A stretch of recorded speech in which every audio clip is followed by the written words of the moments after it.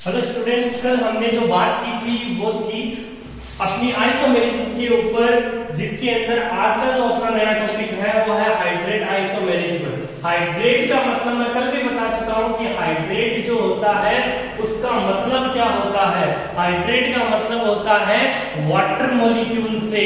Hydrate का मतलब होता है H2O से। एक बार एक एग्जांपल देना चाहूंगा स्टूडेंट्स में आपको कि जैसे अपने बायोकेमिस्ट्री के अंदर एक टॉपिक होता है, मेरे ख्याल से लगभग सभी ने इसका नाम सुना है, कार्बोहाइड्रेट में कार्बो जो है वो कार्बन को रिप्रेजेंट करता है, कार्बन को रिप्रेजेंट करता है, और हाइड्रेट का मतलब जो होता है वाटर मॉलिक्यूल से होता है। तो हम इसकी डेफिनेशन क्या कहते हैं कि ऐसे कंपाउंड जो कार्बन और वाटर मॉलिक्यूल के एडिशन से बनते हैं क्या कहलाते हैं?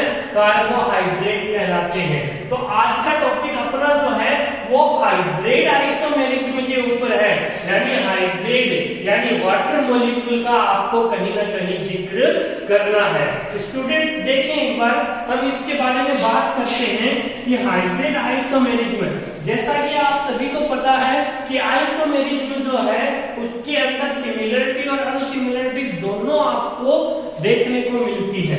जैसे कि स्टूडेंट्स ध्यान दीजिए, देखें मैं कुछ एग्जांपल लिख देता हूं, इसके अंदर हम सिमिलरिटी और अनसिमिलरिटी ढूंढेंगे। देखें एक बार, COH2O का होल 6 Cl2, COH2O का whole 5 Cl2 dot crystallite water, COH2O का whole 4 Cl2 dot 2H2O, COH2O का whole 3 Cl2 dot 3H2O। Student मैं कुछ एग्जांपल और लिख दूं यहाँ पर, COH2O का whole 2 Cl2 dot 4H2O, COH2O का होल 6 डॉट Cl बाहर भी लगा दिया Cl। स्टूडेंट ध्यान दें यहाँ पर जो है अपनी मुख्य बात, ये 6 एग्जांपल आपके सामने हैं, A B C D E F। ये यहाँ पर इतने सारे एग्जांपल मैंने आपके सामने लिख दिए। सबसे पहले आपको आइसोमेरिज्म का जो रूल है वो है मॉलिक्यूलर फॉर्मूला जो होता है वो सेम होना चाहिए। देखिए स्टूडेंट, इसमें जो कोबाल्ट है उसके मॉलिक्यूल कितने हैं? 1 हैं, तो बाकी सारे में कितने हैं? 1 हैं। H2O के मॉलिक्यूल कितने हैं? 6 हैं। H2O के मॉलिक्यूल सब के अंदर कितने हैं? 6 हैं। देखो यहाँ पर 5 और 1 6, 4 और 2 6, यहाँ पर 6, 2 और 4 6, 3 और 3 6। Cl कितने हैं? 2 हैं। सभी में आपको Cl है वो 2 ही दिखाई देंगे। तो स्टूडेंट इस चीज का ध्यान रखें आप। यहाँ पर डेफिनेशन क्या बनेगी इस चीज की? ऐसे कंपाउंड, ऐसे कोऑर्डिनेशन कंपाउंड जिनके मॉलिक्यूलर फॉर्मूला अणु सूत्र तो समान होते हैं लेकिन वाटर मॉलिक्यूल के एडिशन का जो तरीका है, उसके जुड़ने का जो तरीका है, जल के अणु के जुड़ने का जो तरीका है वो अलग अलग होता है। तो ऐसे जो आइसोमर होते हैं वो हाइड्रेट आइसोमर होते हैं, और ये टोटल जो कंप्लीट वर्क जो है वो क्या कहलाती है? हाइड्रेट आइसोमेरिज्म कहलाती है। देखें स्टूडेंट, सबसे जो वाटर मॉलिक्यूल है वो अलग अलग टाइप से जुड़ रहा है, ठीक है। जल के अणु के जुड़ने का तरीका अलग अलग होना चाहिए। वाटर मॉलिक्यूल के एडिशन का जो मेथड है वो डिफरेंट होना चाहिए, ठीक है। तो ये सभी एक दूसरे के क्या हो गए? हाइड्रेट आइसोमर हो गए, और ये कंप्लीट जो है सेशन वो क्या होगा? हाइड्रेट आइसोमेरिज्म होगा। तो स्टूडेंट मेरे ख्याल से इस टॉपिक के अंदर आपको कोई डाउट नहीं है। स्टूडेंट आप स्क्रीनशॉट लेना चाहें तो स्क्रीनशॉट ले सकते हो। ये एक ऐसी आइसोमेरिज्म है जिसके सबसे ज्यादा एग्जांपल है। स्टूडेंट एक बार देख ले आप सभी एग्जांपल को। बात करते हैं नेक्स्ट।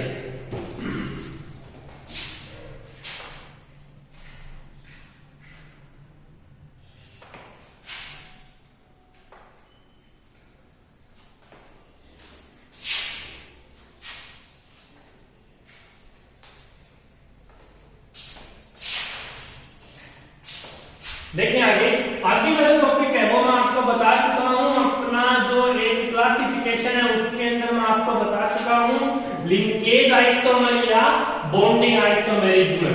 ठीक है, लिंकेज आइसोमेरिज्म को हम कहते हैं बंधन समावयवता।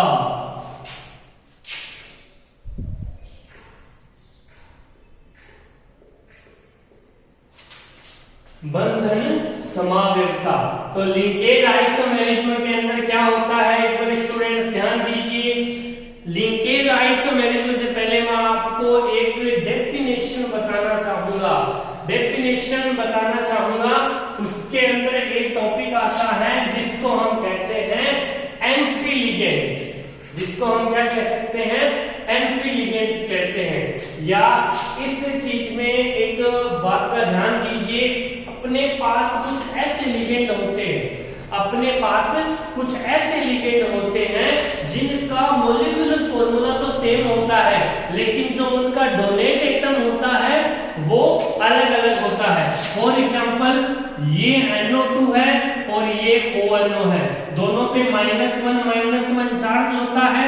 तो स्टूडेंट्स एक बार ध्यान दीजिए, यहाँ पर देखने वाली बात ये है, इसको तो हम कहते हैं नाइट्रो और इसको कहते हैं नाइट्राइटो।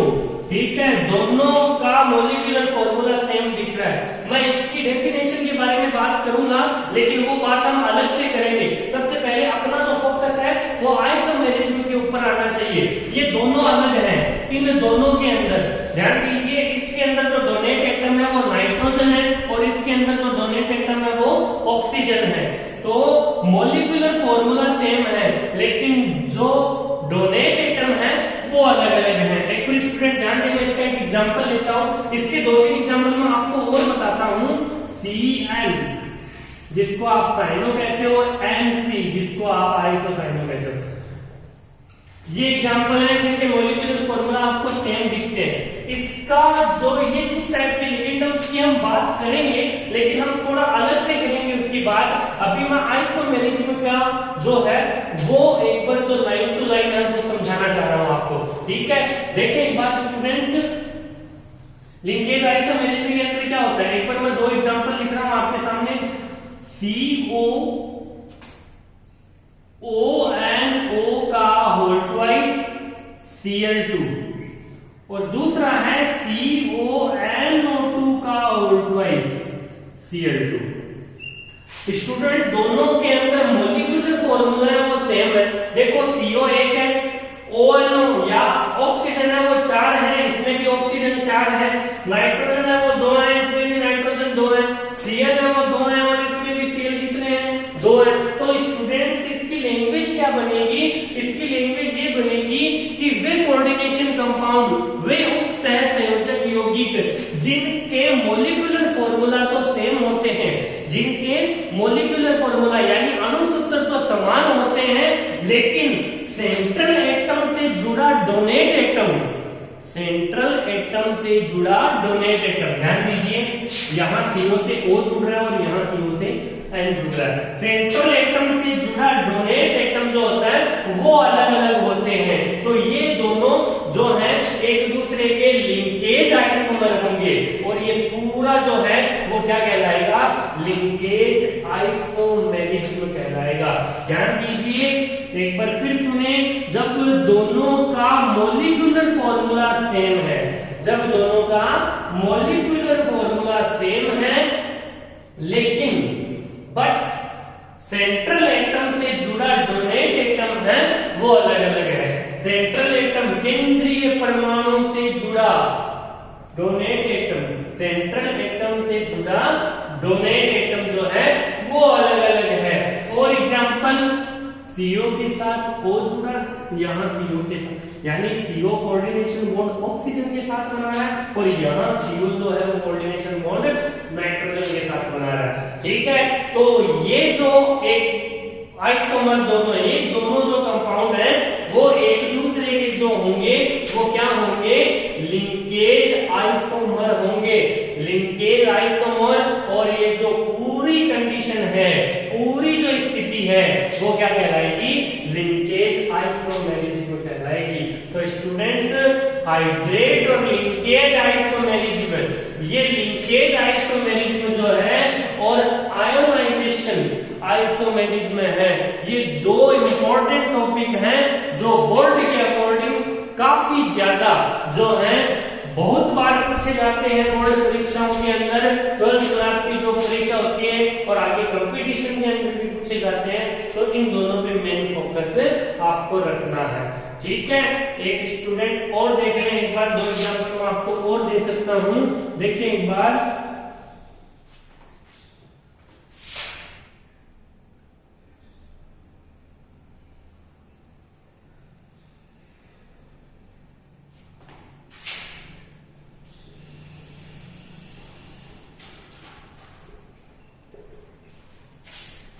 इन दोनों के अंदर क्या है, देखो दोनों का मॉलिक्यूलर फॉर्मूला जो है वो सेम है, लेकिन सेंट्रल एटम से जुड़ा जो डोनेट एटम है, सेंट्रल एटम जिसके साथ कोऑर्डिनेशन बॉन्ड बना रहा है, वो जो है वो क्या है, अलग अलग दोनों में है। तो ये दोनों जो होंगे वो एक दूसरे के लिंकेज आइसोमेरिज्म होंगे, और ये जो पूरी कंप्लीट कंडीशन है वो क्या कहलाएगी, लिंकेज आइसोमेरिज्म, बंधन समाव्यता।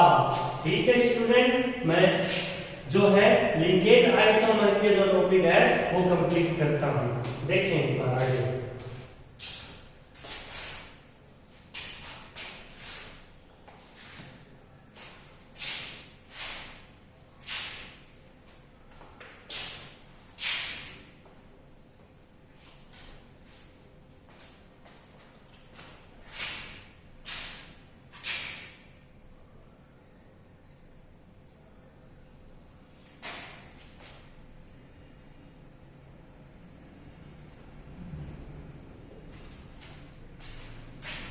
कोऑर्डिनेशन आइसोमेरिज्म, कोऑर्डिनेशन आइसोमेरिज्म जिसे हिंदी में आप कहते हो उपसह संयोजन,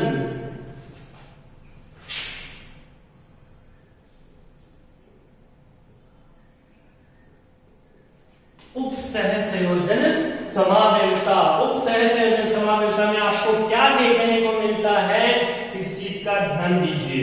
देखिए स्टूडेंट, एक पर एक बात बताई जाए आपको कि जैसे ये दो कॉम्प्लेक्स बता रहा हूं, इसके नोमेनक्लेचर भी हमें अलग से करना पड़ेगा। देखिए एक बार, CO NH3 का होल 2, दूसरा कॉम्प्लेक्स जो है उसके अंदर हम कर देते हैं CrCl2। ये एक पूरा कॉम्प्लेक्स है, ठीक है। इसके अंदर करना क्या है, देखो एक तो ये एग्जांपल हो गया, दूसरा एग्जांपल देखें, COCl2 CrNH3 का होल 2। आपको पता हो तो कॉम्प्लेक्स के अंदर ये नेगेटिव है, ये पॉजिटिव है, ये न्यूट्रल है, ये पॉजिटिव है, ठीक है। तो यहां पर हम डेफिनेशन क्या बताएंगे, ये दो आपके सामने, दोनों के देखो मॉलिक्यूलर फॉर्मूला सेम है, दोनों के मॉलिक्यूलर फॉर्मूला है वो क्या है, सेम है। दोनों के मॉलिक्यूलर फॉर्मूला जो है वो क्या है, सेम है। वे कंपाउंड, ऐसे कोऑर्डिनेशन कंपाउंड जिनके मॉलिक्यूलर फॉर्मूला तो सेम हो लेकिन आयनों का ट्रांसफरेशन होता हो। ये देखो CO है, ये जो CO है इसके पास NH3 था, ये Cl2 आ गया, Cr है, उसके पास Cl2 था, NH3 का आयनों का स्थानांतरण, ट्रांसफरेशन या ट्रांसफर ऑफ आयन, आयनों का ट्रांसफर होना जरूरी है। आयनों का यहाँ पर ट्रांसफर हो गया, ठीक है। आप इस चीज को लिखना चाहो इन दोनों को, तो आप ऐसे भी, जैसे मान लो कि कोई भी कंडीशन के अंदर इसको पहले लिख सकते हो, इसको बाद में लिख सकते हो, लेकिन मॉलिक्यूलर फॉर्मूला है वो क्या होना चाहिए, सेम होना चाहिए। तो दोनों क्या जो है ऐसे कोऑर्डिनेशन कंपाउंड जिनके मॉलिक्यूलर फॉर्मूला तो क्या होते हैं, सेम होते हैं, लेकिन आयनों का ट्रांसफरेशन होता हो, आयनों का क्या हो, ट्रांसफरेशन होता हो। तो ऐसे जो आइसोमर होंगे वो कौन से आइसोमर होंगे, कोऑर्डिनेशन आइसोमर होंगे, ठीक है। कोऑर्डिनेशन आइसोमर होंगे और पूरी क्या कहलाएगी, कोऑर्डिनेशन आइसोमेरिज्म कहलाएगी। तो स्टूडेंट इस बात का हमें मेनली फोकस करना है कि क्या क्या चीज चेंज हो रही है। एक एग्जांपल हम और ले सकते हैं यहाँ पर, देखिए एक बार स्टूडेंट्स यहाँ पर